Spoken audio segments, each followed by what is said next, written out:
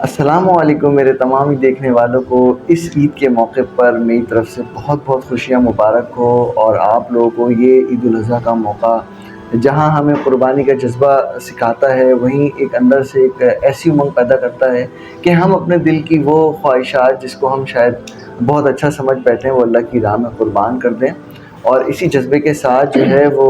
میں اپنے اس پروگرام کو آپ کے لیے پیش کر رہا ہوں، جس میں آپ تک اپنے وہ خیالات شیئر کر سکوں کہ جس کو میں اور آپ جان لیں تو بہت اچھا ہوگا، اور بہت اچھا ہمارے لیے معاشرے کے لیے ہوگا، تاکہ ہمارا ایک معاشرہ ایک بہتری کی طرف جائے۔ میرے ساتھ میرے بہت ہی خوبصورت مہمان نصر اللہ سولنگی صاحب بھی موجود ہیں، تو میں نے اس عید کے موقع پر سوچا کہ میں ان سے ملاقات کروں اور جانوں وہ اہم باتیں جو کہ قرآن و حدیث کی روشنی میں ہم تمام مسلمانوں کے لیے اس قربانی کو جاننا کتنا ضروری ہے، جو کہ شاید ہم بھول بیٹھے ہیں۔ تو بڑھتے ہیں ہم نصر اللہ سولنگی صاحب کے پاس اور ان سے بات کرتے ہیں اس بارے میں، وہ کیا خیال رکھتے ہیں اس بارے میں۔ بہت بہت شکریہ محترم سلمان سمیع صاحب آپ کا کہ آپ نے ٹائم نکالا اور آپ کے چینل کا، اور میں سب سے پہلے تو مبارکباد پیش کروں گا جتنے بھی ہمارے مسلمان بہن بھائی پاکستان میں ہوں یا پاکستان سے باہر کہیں پر بھی ہیں، تو ان کو عید الاضحیٰ کی خوشیاں بہت بہت مبارک ہوں، اور اللہ تعالیٰ جن جن لوگوں نے قربانی کی ہے اللہ تعالیٰ ان تمام کی قربانیوں کو اپنی بارگاہ میں قبول منظور فرمائے۔ آمین۔ تو یہ یقیناً ایک خوشی کا موقع ہے ہم سب کے لیے، اور یہ اللہ کا ایک انعام ہے، یہ عیدوں پر ملنا یہ اللہ کی طرف سے ایک خوشی ہے۔ یہ اللہ کہتے ہیں نا کہ انسان کے لیے اللہ تعالیٰ نے ایک خوشی اور غمی رکھی ہے، لیکن یہ اللہ کی طرف سے ایک مہمان نوازی ہے انسان کے لیے، خوشی منانا کہ ٹھیک ہے آپ یہ عید کے تہوارات ہیں، ہر مذہب کے اندر آپ مسالک کے اندر آپ دیکھتے ہوں گے کوئی نہ کوئی خوشی کا موقع ہے،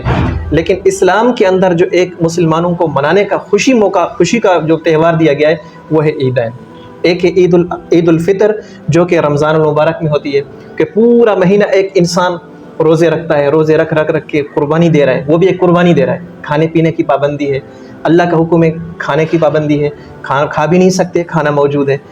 پینے کے لیے سب کچھ موجود ہے لیکن پی نہیں سکتے، کیوں؟ اللہ کا حکم ہے، توڑ نہیں سکتے۔ اب پورا مہینہ اللہ کے حکموں کو اس نے جس طرح سے اللہ نے حکم فرمایا اس کو اس طریقے سے ان نے عمل کیا۔ اب کیا ہوا کہ جب وہ پورے ان چیزوں پر عمل کیا، اب 30 دن گزرنے کے بعد پھر وہ اللہ تعالیٰ ان کے لیے ایک خوشی کا موقع فراہم کرتے ہیں، اور وہ ہے عید۔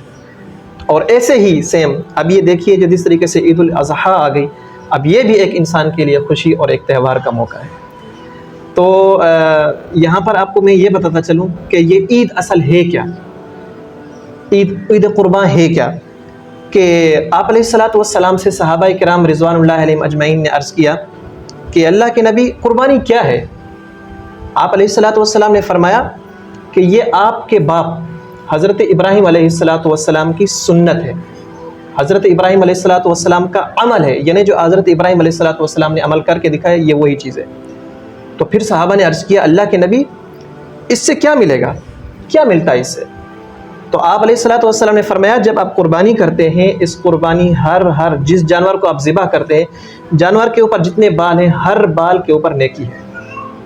پھر صحابہ نے عرض کیا اللہ کے رسول بس وہ اس کے متعلق کیا کہتے ہیں جس سے بھیڑ ہے، اون کے متعلق کیا کہتے ہیں؟ وہ بھیڑ کے دیکھا نا بہت سارے بال بھرے ہوتے ہیں اس کے، یہ تو بال جانوروں کے چلو ٹھیک ہے، گائے ہے بکری اس پر، لیکن جو بھیڑ ہوتی ہے اس کے اوپر تو بہت زیادہ ہوتے ہیں، اس کا کیا حکم ہے؟ آپ علیہ الصلوۃ والسلام نے فرمایا اس اون کے بدلے جو ہر بال کے بدلے اس پر بھی نیکی ہے۔ ماشاءاللہ۔ تو یہ ایک اللہ کی طرف سے ایک انعام ہے۔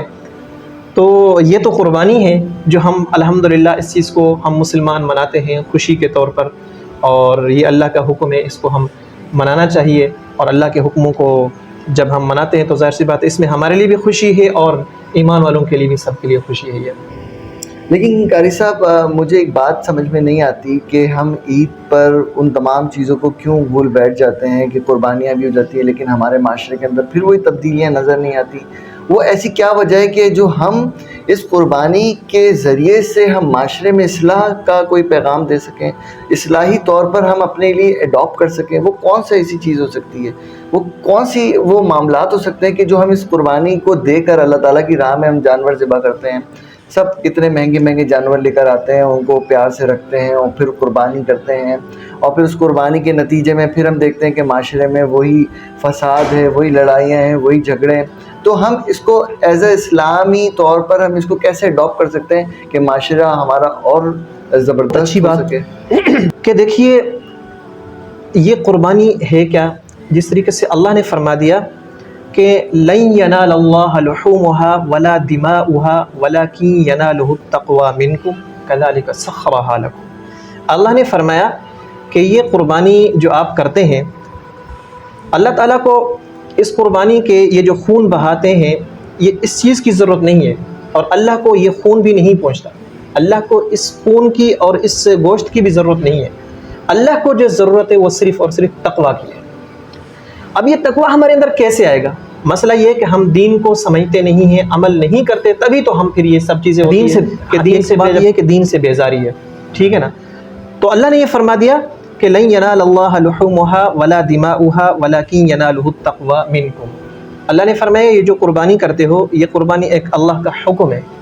اور پھر اللہ نے یہ بھی فرما دیا کہ یہ جو قربانی ہے یہ صرف اس میں مجھے فائدہ نہیں ہے، میں اپنے بندے کو دیکھتا ہوں کہ میرا بندہ کتنا اس پر عمل کرتا ہے۔ اور اللہ نے یہ بھی فرما دیا کہ لن ینال اللہ لحومها ولا دماؤها، کہ اللہ کو اس چیز کی یہ جو قربانی ہے، نہ اس کی اللہ کو کھال کی ضرورت ہے، نہ خون کی ضرورت ہے، نہ ہی اللہ کو گوشت کی ضرورت ہے، بلکہ اللہ کو جو پہنچتا ہے وہ تمہارا تقویٰ پہنچتا ہے، کہ تمہارا ایمان کتنا مضبوط ہے، تم کتنا دل کے ساتھ خلوص کے ساتھ اس جانور کو ذبح کر رہے ہو اور اللہ کے حکموں کو دیکھ کر ذبح کر رہے ہو۔ جب یہ انسان ایسا عمل کرتا ہے تو اللہ تعالیٰ کو یہ ادائیں اور یہ قربانی یہ پسند آتی ہے، اور یہ انسان کے لیے پھر یہی تو پھر جس طرح سے آپ علیہ الصلوۃ والسلام نے فرمایا جتنا انسان تقویٰ کے ساتھ اس قربانی کو کرے گا تو پھر اسی کے ہر بال کے بدلے میں اللہ تعالیٰ اس کو نیکی اور اجر عطا فرماتے ہیں۔ اب ایک بات یہ سمجھنے کی ہے کہ جہاں ہم لوگوں کی یہ عیدیں آتی ہیں، ہم دیکھتے ہیں کہ بازار سارے فل ہو رہے ہوتے ہیں، لوگ جو ہے خاص طور پہ ہماری جو لیڈیز ہیں ان کی شاپنگز ہی ختم نہیں ہو رہی ہوتی ہیں، وہ کہتی ہیں کہ شاید جو ہے وہ بیوٹی پارلرز میں بیٹھ کے جو ہم سجیں گے سنوریں گے تو وہ شاید ہمارا عید کا کوئی فرض ادا ہو جائے گا ان کا۔ تو یہ کیسے اصلاحی طور پہ ہم لوگوں کو پیغام پہنچائیں کہ اللہ کو راضی ہم اور کس طریقے سے کرتے ہیں، مطلب ہم اللہ کو راضی کس طرح سے کر سکتے ہیں کہ اللہ اس عید کے بدلے میں ہم سے راضی بھی ہو جائے اور ہم اس عمل کو بھی سیکھ سکیں، جیسے کہ قربانی ہے، جیسے کہ ہماری چھوٹی عید ہے، اور اس کے علاوہ بھی بے تحاشا قسم کے جو ہمارے اسلام میں جو ہمیں تہوار دیے گئے ہیں، ہم کیسے اللہ کو راضی کریں؟ دیکھیے یہ اللہ کو راضی کرنے کا یہ جو اس عمل ہے، یہ آپ کو نہیں یہ پتہ ہونا چاہیے کہ یہ کتنے بڑے دن، فضیلت والے دن ہیں، اور ان فضیلت کی آپ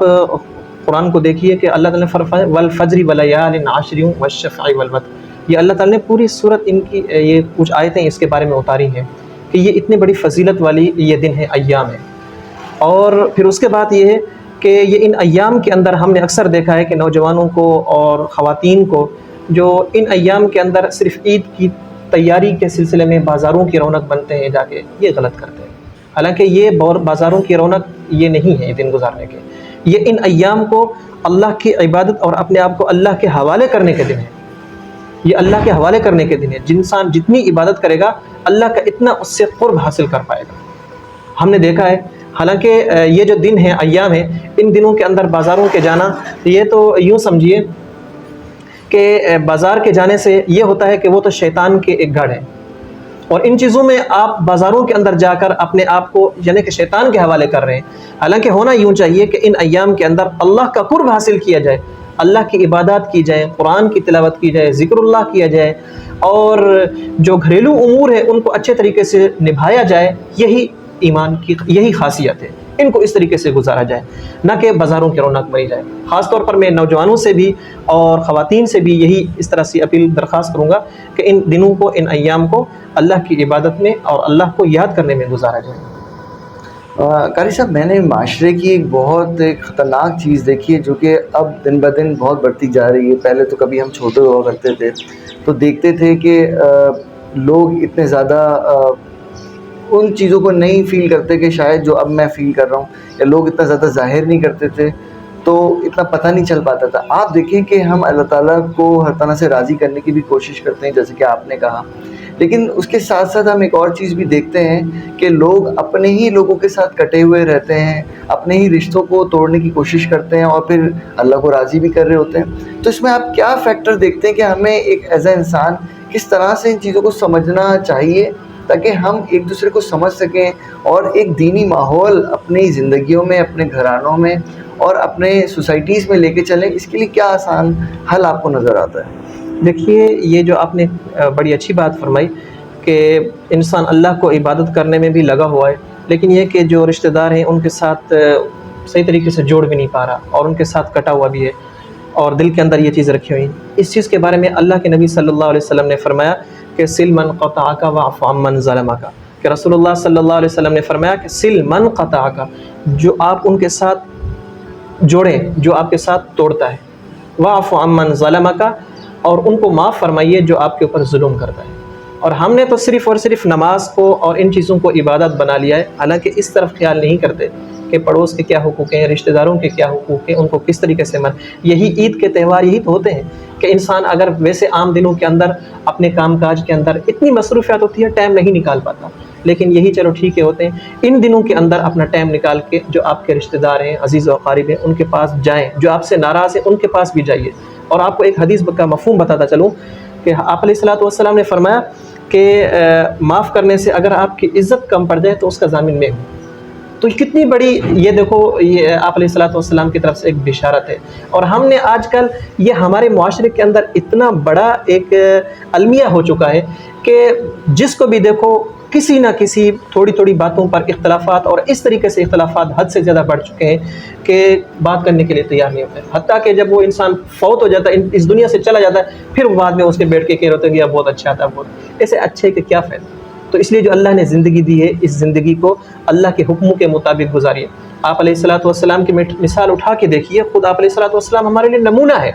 جب حضرت آپ علیہ الصلوۃ والسلام کے چچا سید الشہداء حضرت حمزہ رضی اللہ عنہ کو شہید کیا گیا، شہید کرنے کے بعد نعوذ باللہ اس کے ساتھ یہ معاملہ کیا گیا، ان کے اعضاء کو کاٹا گیا، ان کے کلیجے کو چبایا گیا۔ پھر جب وہ ان کو جب وہ آپ علیہ الصلوۃ والسلام کے پاس آئے، ایمان لایا، تو آپ علیہ الصلوۃ والسلام نے ان کے ساتھ بھی معافی کا معاملہ فرما دیا۔ تو یہ خود ہمیں جس کے لیے اللہ نے پوری کائنات بنائی ہے، وہ بھی اس معافی کے معاملے کو کس طریقے سے آگے لے کے چل رہے ہیں کہ دیکھو، یہ آپ علیہ الصلوۃ والسلام نے خود عمل کر کے دکھایا کہ ایسا کرنا ہے۔ ایک تو ہوتا ہے بتانا، ایک ہوتا ہے کر کے دکھانا۔ یہ آپ علیہ الصلوۃ والسلام نے ہمیں کر کے دکھایا، بتلا دیا کہ دیکھو یہ میرے لیے یہ نمونہ ہے تمہارے لیے۔ تو اس لیے ہمیں بھی یہی چاہیے کہ ہمارے اندر، معاشرے کے اندر جتنے بھی لوگ ایسے ہیں کہ جو آپس میں ناراض ہیں، ناراض اختلافات ہیں، ان چیزوں کو بھول دو۔ یہ نہیں جانی ہے دنیا، سب کچھ یہیں چھوڑ کر جانا ہے۔ اور ویسے بھی اللہ تعالیٰ نے فرمایا، ایک قرآن پاک کی آیت ہے، یومئذ یصدر الناس اشتاتا لیروا اعمالهم فمن یعمل مثقال ذرۃ خیرا یرہ ومن یعمل مثقال ذرۃ شرا یرہ۔ فرمایا جس دن سب کے سب لوگوں کو اللہ تعالیٰ جمع کریں گے، یہ سورۃ الزلزال کی آیت، جس دن زمین ہر چیز اپنے زمین سے نکال دے گی۔ آج کل کے اختلافات آپس میں کس چیز کے اندر ہیں؟ معاملات کے اندر ہیں، اس سے پیسوں کے اندر ہیں، سونے پر ہیں، یا اس کے بعد یہی دنیاوی معاملات ہیں۔ فرمایا کہ قیامت کے دن جب اللہ تعالیٰ قیامت قائم فرمائیں گے تو اس وقت یہ زمین سے یہ سون پہاڑوں کی مانند نکل جائیں گے، زمین ہر چیز نکال دے گی، سون نکل دیں گے، اس لیے سونا نکل جائے گا، پہاڑوں کی مانند ہوں گے۔ جب انسان اس کو دیکھے گا بولے گا یہ کیا، میں تو اسی وجہ سے اپنے رشتہ داروں کے ساتھ کرتا تعلقی کرتا تھا، آج تو یہ اتنا پڑا ہوا ہے میرا دل نہیں کرتا اس کی طرف دیکھنے کو۔ اور انسان جس نے کسی کو قتل کیا یا کسی سے ناراض ہوا، وہ سب انہیں کو دیکھ رہا ہوگا، وہ بولے گا کہ افسوس، ہمیں اس چیز کی حقیقت پتہ ہوتی تو ہم اس کے قریب بھی نہ جاتے۔ اور آج ہم ہیں کہ اس چیزوں سے اتنا دور ہو چکے ہیں۔ تو ہمیں اس چیز کے متعلق سوچنا چاہیے کہ یہ دنیا یہیں پر رہ جانی ہے، یہ کام نہیں آنی۔ اور اللہ نے فرمایا فَمَن يَعْمَلْ مِثْقَالَ ذَرَّةٍ خَيْرًا يَرَهُ، جس نے ذرے برابر بھی کوئی نیکی کی ہے نا، اللہ اس کو دکھا دے گا۔ وَمَن يَعْمَلْ مِثْقَالَ ذَرَّةٍ شَرًّا يَرَهُ، جس نے ذرے برابر بھی کوئی برائی کی ہے تو وہ بھی اللہ تعالیٰ اس کو دکھا دے گا۔ تو ہمیں بجائے یہی کہ کسی کے لیے برائی کا سبب بنے، اچھائی کا سبب بنے، اچھائی کرنے کے کام کرنے والے بن جائیں، اچھے کام کرنے والے، تاکہ اللہ تعالیٰ کے سامنے ہم سرخرو ہو سکیں۔ تو قاری صاحب، آپ مجھے کیا کہیں گے، کیا میرے لیے پیغام ہوگا کہ میں اپنی زندگی کو کیسے بدل سکتا ہوں اور کیسے خوبصورت بنا سکتا ہوں اس عید کے موقع پر، کہ جب پورا عالم اسلام کے لیے اتنا بڑا ایک اللہ تعالیٰ نے میسیج رکھا ہے، تو ہم اس میں اپنے لیے کیا اصلاحی طور پہ کیا سیکھیں؟ دیکھیے، ہم اپنے آپ کو بدلنے کے لیے بدلنے کے لیے اور کوئی طریقہ نہیں ہے، بدلنے کے یہ کہ ہم اللہ اور اللہ کے رسول کے حکموں کو جب مانیں گے تو ہماری زندگی تبدیل ہوگی۔ اللہ نے صاف فرما دیا، اللہ نے فرمایا کہ میرے حبیب میرے بندوں سے کہہ دیجئے، کیا کہوں؟ فرمایا قل ان کنتم تحبون اللہ فاتبعونی یحببکم اللہ ویغفر لکم ذنوبکم واللہ غفور الرحیم۔ اللہ نے فرمایا میرے حبیب میرے بندوں سے کہہ دیجئے کہ تم اگر چاہتے ہو کہ اللہ تعالیٰ تم سے محبت کرے تو پھر ایک کام کرو، وہ کیا ہے؟ اسی کی پیروی کرو تو اللہ تعالیٰ تم سے محبت کرے گا۔ جب اللہ تعالیٰ اس بندے سے محبت کرے گا تو اللہ تعالیٰ اس کی دلوں کو خود بخود تبدیل فرما دیں گے، اور کوئی اگر غلط کام کرے گا تو اس کی دل کے اندر کھٹکے گا کہ یہ میں نے کام غلط کر لیا۔ تو اس کے لیے شرط یہی ہے کہ انسان کو اپنے آپ کو اللہ کے حوالے کرنا ہے، اللہ کے حکموں کو ماننا ہے، رسول اللہ صلی اللہ علیہ وسلم کی پیروی کرنی ہے ہر معاملات کے اندر، اخلاق کے اندر، عادات کے اندر، عبادات کے اندر، معاملات کے اندر، جتنی بھی چیزیں ہیں ہر چیزوں کو آپ علیہ السلام کے طریقے کے مطابق زندگی گزاریں گے، ہماری زندگی تبدیل۔ بہت زبردست آپ نے بات کہی، لیکن میرا پھر بھی ایک موقف رہتا ہے کہ ان عید کے تہواروں پر جب میں دیکھتا ہوں ہر طرف خوشیاں مجھے نظر آ رہی ہوتی ہیں، لوگوں کا گہما گہمی نظر آ رہی ہوتی ہے، ایک طرف مجھے اسلام نظر آتا ہے، ایک طرف مجھے لوگوں کا عید کو منانا نظر آتا ہے، وہ جس میں کے لیے باہر جا رہے ہوتے ہیں یا پھر بازاروں میں یا منڈیوں میں نظر آتے ہیں تو مجھے ایک افسوس بھی نظر آتا ہے کہ کس طرح سے وہ گالیاں پک کے معاشرے کو غلیظ کر رہے ہیں اور کس طرح سے بدتمیزی کر کے وہ اسلام کی جو ہے وہ ان باتوں کو نہ سمجھ کے عید منانا چاہ رہے ہیں۔ تو میں بہت تشویش ناک صورتحال میں چلا جاتا ہوں، اور پھر میں ایک بات سوچتا ہوں کہ یہی وہ عیدیں کہ شاید ہمیں پھر سے اداس کر دیتی، خاص طور پر مجھے تو بہت زیادہ اداس اس لیے کرتی کہ معاشرے میں جو برائیاں نظر آتی ہیں ہم ان کو کس طرح سے بدل سکیں، ہم ان معاشرے کی اندر جو تبدیلیاں ہیں اس میں کس طرح سے پیش رفت رکھ سکتے ہیں۔ تو میں اس کے لیے کافی سنجیدہ رہتا ہوں اور میں سوچتا رہتا ہوں اکثر کہ کس طریقے سے لوگوں کو میں بدلوں، لیکن آخر کار میں اس نتیجے پر پہنچتا ہوں کہ میں نہیں کر پاتا۔ بہت ساری چیزیں ایسی ہیں کہ جو میرے ساتھ منسلک لوگ ہیں وہ اس کے لیے بہت کوششیں کر رہے ہوتے ہیں، لیکن میں نے ایک بیڑا اٹھایا کہ میرے ساتھ جتنے کنیکٹڈ لوگ ہیں یا میرے ویورز میں سے جتنے سارے لوگ ہیں جو مجھے گائے بگائے دیکھتے رہتے ہیں، کہیں نہ کہیں بعد میں، پہلے یا شروع میں، درمیان میں سے کہیں نہ کہیں میری ویڈیوز کو دیکھتے ہیں، میں ان تمام تک یہ میسج ڈیلیور کرنا چاہتا ہوں کہ یہ وہی عید ہے کہ جس کو آپ نے سمجھنا ہے اس حالت میں کہ اس میں کیا اللہ تعالیٰ نے راز چھپایا ہے، اس میں اللہ تعالیٰ نے ہمارے لیے کیا ایک میسج رکھا ہے۔